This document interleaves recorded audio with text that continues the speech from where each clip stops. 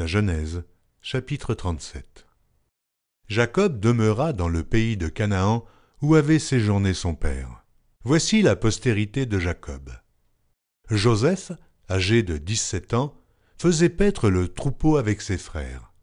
Cet enfant était auprès des fils de Bila et des fils de Zilpa, femme de son père. Et Joseph rapportait à leur père leurs mauvais propos. Israël aimait Joseph plus que tous ses autres fils, parce qu'il l'avait eu dans sa vieillesse, et il lui fit une tunique de plusieurs couleurs. Ses frères virent que leur père l'aimait plus que tous, et ils le prirent en haine. Ils ne pouvaient lui parler avec amitié.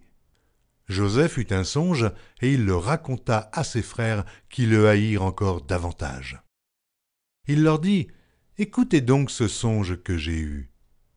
Nous étions à lier des gerbes au milieu des champs, et voici, ma gerbe se leva et se tint debout. Et vos gerbes l'entourèrent et se prosternèrent devant elle. Ses frères lui dirent : « Est-ce que tu régneras sur nous ? Est-ce que tu nous gouverneras ?» Et ils le haïrent encore davantage à cause de ses songes et à cause de ses paroles. Il eut encore un autre songe, et il le raconta à ses frères. Il dit : « J'ai eu encore un songe, et voici, le soleil, la lune et 11 étoiles se prosternaient devant moi. » Il le raconta à son père et à ses frères. Son père le réprimanda et lui dit : « Que signifie ce songe que tu as eu ? Faut-il que nous venions, moi, ta mère et tes frères, nous prosterner en terre devant toi ?» Ses frères eurent de l'envie contre lui, mais son père garda le souvenir de ces choses.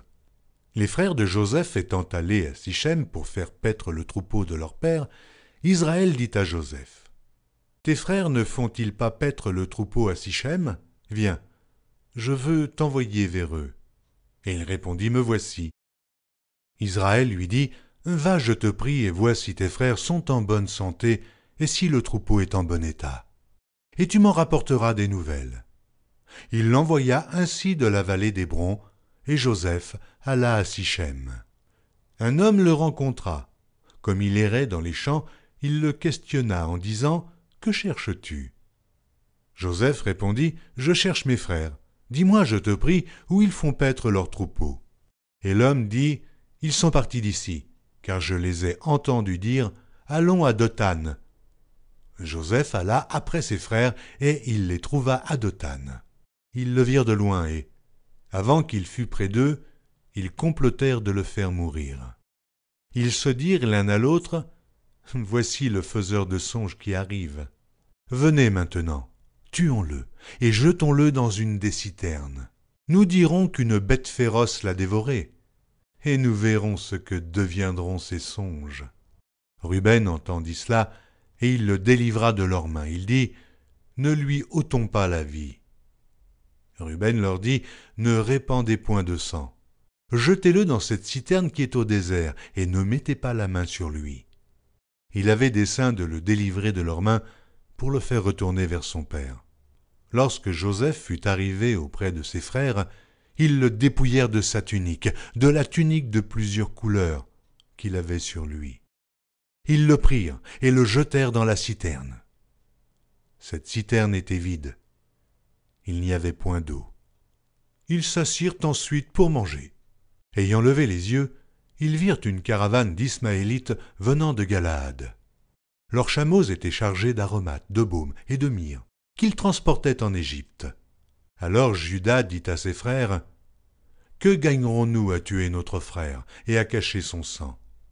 Venez, vendons-le aux Ismaélites et ne mettons pas la main sur lui, car il est notre frère, notre chair. » Et ses frères l'écoutèrent. Au passage des marchands madianites, ils tirèrent et firent remonter Joseph hors de la citerne. Et ils le vendirent pour 20 sicles d'argent aux Ismaélites, qui l'emmenèrent en Égypte. Ruben revint à la citerne, et voici, Joseph n'était plus dans la citerne. Il déchira ses vêtements, retourna vers ses frères et dit : « L'enfant n'y est plus, et moi, où irai-je » Prirent alors la tunique de Joseph, et, ayant tué un bouc, ils plongèrent la tunique dans le sang. Ils envoyèrent à leur père la tunique de plusieurs couleurs, en lui faisant dire : « Voici ce que nous avons trouvé.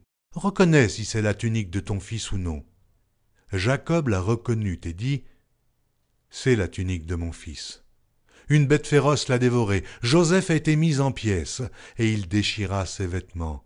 Il mit un sac sur ses reins, et il porta longtemps le deuil de son fils.